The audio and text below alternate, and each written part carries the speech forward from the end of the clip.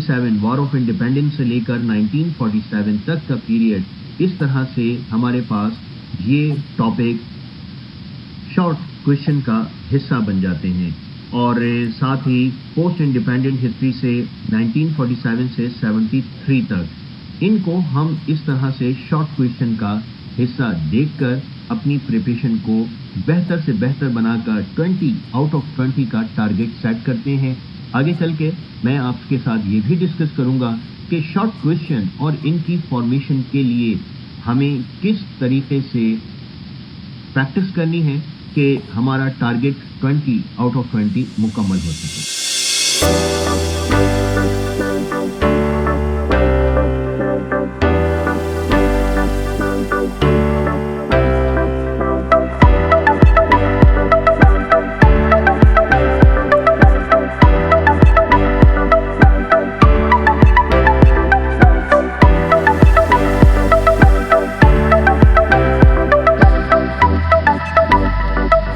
Continent of India के हवाले से जब हम अपनी हिस्ट्री का आगाज़ करते हैं तो इस हिस्ट्री में advent of Islam in subcontinent of India ये इंट्रोडक्टरी टॉपिक के तौर पर शामिल है।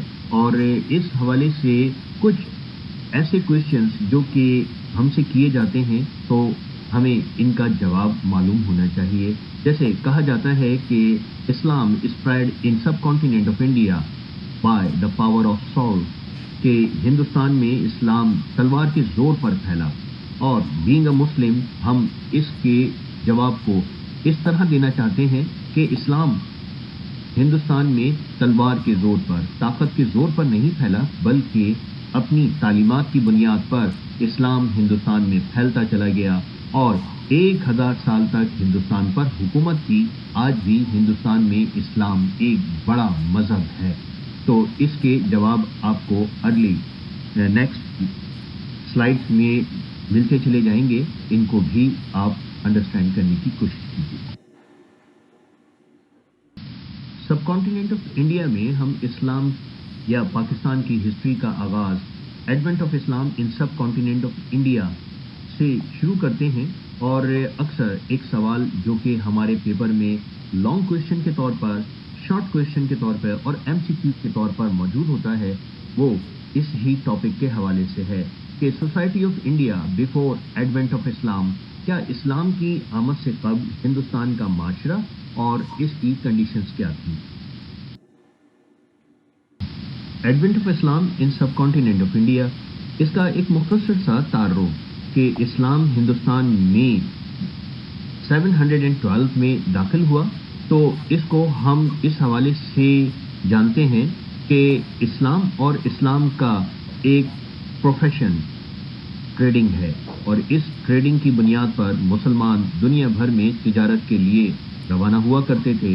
इसी तरह ये काफ़िले हिंदुस्तान भी आते थे और तिजारत किया करते थे। इस्लाम हिंदुस्तान में 712 में एक रिलीजन के तौर पे, एक फातेह के तौर पे दाखिल हुआ, तो ये हिंदुस्तान में अपनी जड़ें मजबूत करता चला गया।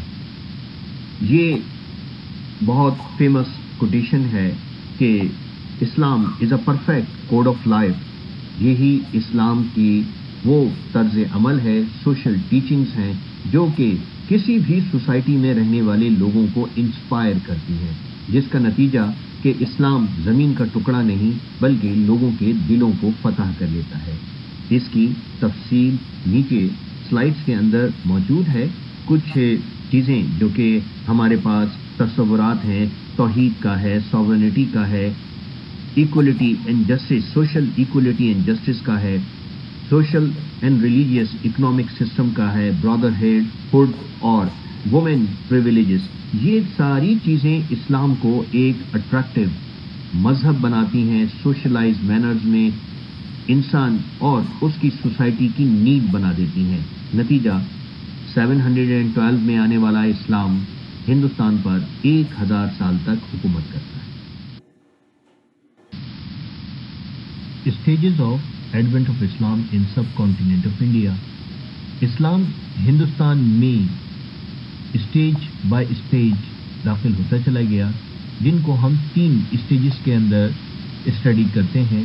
کہ مسلم ٹریڈرز، مسلم انویڈرز اور مسلم صوفی اینڈ سینڈ، یعنی مسلمان تاجروں کا دور جو تجارت کے لیے ہندوستان آتے تھے، اس کے بعد پھر ہندوستان میں آنے والے مسلم فاتحین ہیں، اور پھر ہم تیسرے اسٹیج پر مسلم صوفی اینڈ سینٹ کو بھی اسٹڈی کرتے ہیں۔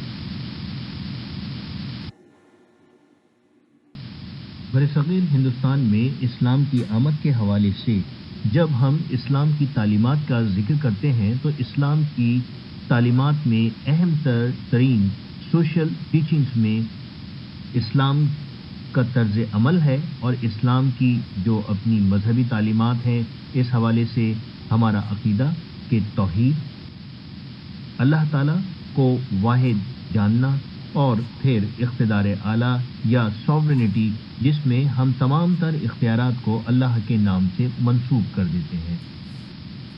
اسلام کی معاشرتی تعلیمات میں اہم ترین تعلیم ایکولیٹی اینڈ جسٹس، یعنی معاشرتی انصاف اور برابری کا وہ کانسیپٹ ہے جو کہ اسلام کو کسی بھی معاشرے میں اہم ترین درجہ دلانے میں اہم کردار ادا کرتا ہے۔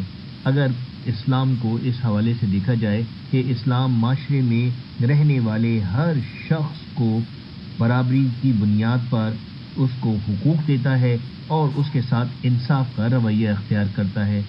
اسلام کا یہ طرز عمل ہندوستان کے معاشرے کے لیے ایک نیا تجربہ ہے، کیونکہ ہندوستان کے معاشرے میں یہ معاشرتی مساوات موجود نہیں۔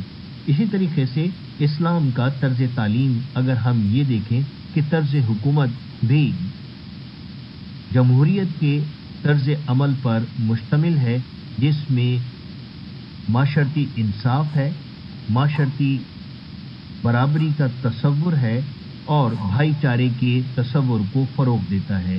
اس طرح اسلام معاشرے میں رہنے والے ہر شخص کو اس کے رنگ نسل سے بالاتر ہو کر معاشرتی انصاف اور برابری کے درجے پر پرکھتا ہے۔ اسلام کا اکنامک سسٹم بھی معاشرے میں ایک اہم کردار ادا کرتا ہے۔ اسلام کا معاشرتی نظام اس قدر مضبوط ہے کہ معاشرے میں دولت کی منصفانہ تقسیم کو یقینی بنا دیتا ہے کہ اسلام کے معاشرتی نظام میں کوئی بھی شخص امیر سے امیر تر اور غریب سے غریب تر نہیں ہو سکتا، کیونکہ اسلام نے زکوٰۃ کا وہ نظام رائج کیا ہے کہ اگر ایک حد سے زیادہ دولت ہو تو زکوٰۃ واجب ہے، اور پھر زکوٰۃ کی تقسیم کے لیے جو طریقہ کار اختیار کیا گیا کہ اس ہاتھ سے دو تو دوسرے ہاتھ کو خبر نہ ہو، یہ لوگوں کے درمیان انصاف اور ان کی عزت نفس کو احترام کا درجہ دینے کا طریقہ کار ہے۔ اسلام سود کو حرام قرار دیتا ہے، یہ اللہ کے خلاف جنگ ہے۔ اسی طرح اسلامی معاشرے میں بھائی چارے کی فضا قائم کی جاتی ہے، اور اسلامی معاشرہ اس میں رہنے والے لوگوں کے درمیان ایک ایسی سوشل بانڈنگ یا ایک ایسا معاشرتی رشتہ قائم کر دیتا ہے جو معاشرے کا حسن ہے۔